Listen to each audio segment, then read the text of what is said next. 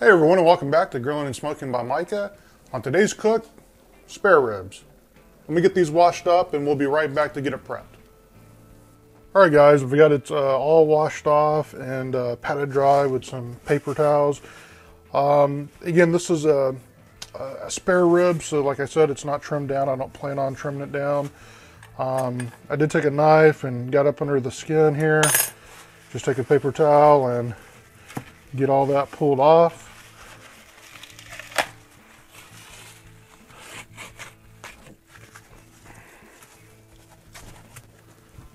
Okay, I'm going to go ahead and get the rest of this pulled off, and I'll be right back.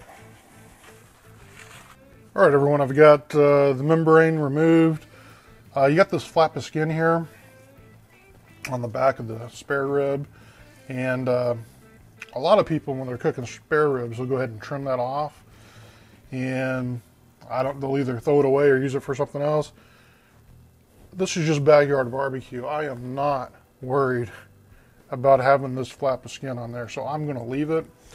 So just going to do the mustard on both sides along with the rub. Again, I'm going to be using that that Roland's rub that I got. It was pretty good on that tri-tip that we did last week. We'll see how it does on pork.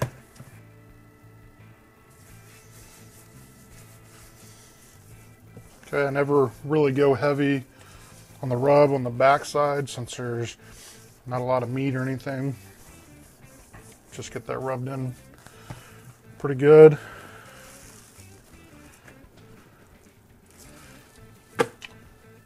Just repeat on this side.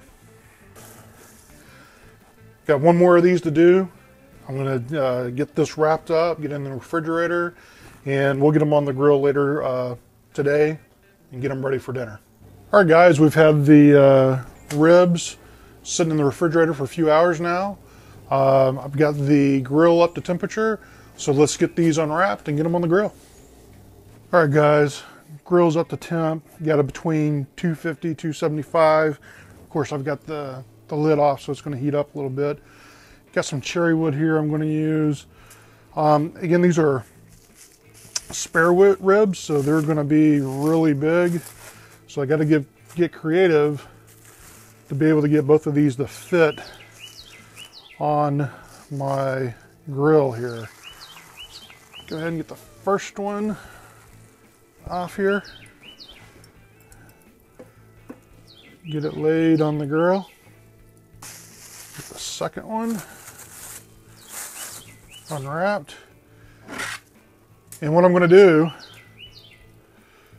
is I'm going to use this thing here.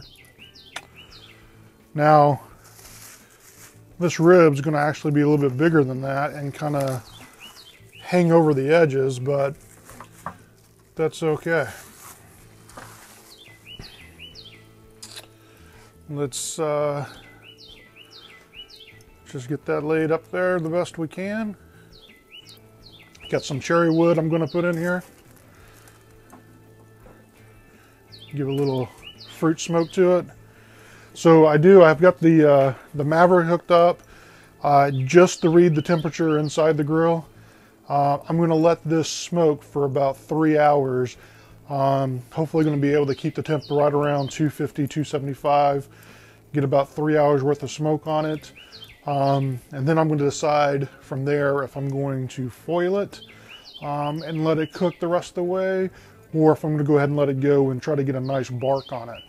So now let me go ahead and get the lid on here, get the temperature stabilized around 250, 275, and we'll be back out to check on it here in a bit.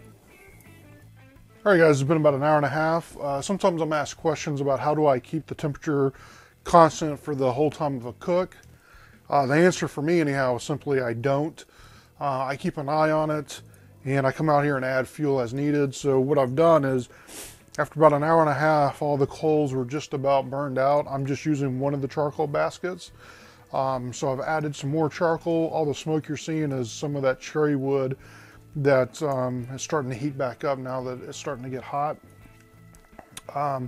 Also, I think what I'm going to do now that it's been an hour and a half is I'm going to switch these around. So I'm going to take this out and I'm going to switch this. I'm going to put this one on bottom and this one on top. Okay. All right. So I got that switched out. Smoke's going really good. I'm going to go ahead and get the lid back on here and hopefully get the temperature stabilized and be back out here in maybe another hour and a half. All right, everyone, one of the things I've been doing that I haven't shown is I got some apple juice in here, and I've just been coming here and spraying a little bit. You can see how the meat is starting to pull away from the bones. It's been about 2.5 hours at this point. So I'm going to try and get this out just to be able to get the one on bottom here. All right. Oh, and that is warm. All right, guys, get the lid back on there and let it go a little bit longer. All right, everyone, it's been about 4 hours, 4.5 hours, something like that. I have kept these sprayed down. They are looking really good. And for this last hour or so, I'm going to baste it with barbecue sauce. This is my buddy Chris over at Mother's Barbecue. This is his barbecue sauce they sent me. This is all I have left, Chris, man. I'm telling you, buddy, this is some good sauce. So I'm going to use that to baste onto these ribs here and get the lid back on and smoke them for, I don't know, another 30 minutes to an hour or so, just long enough to get that sauce kind of nice and baked on. So I'll bring everyone back when I have everything inside and getting it sliced up and getting it plated up. See you then. All right, everyone, here's the finished product. Looks beautiful with Chris's barbecue sauce on there. I'm going to go ahead and get these sliced up, get them on a plate, and I'll bring you guys back in just a moment.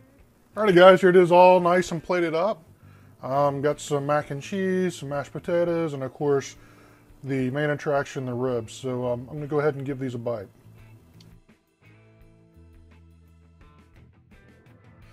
All right, got a little bit of a smoke ring there.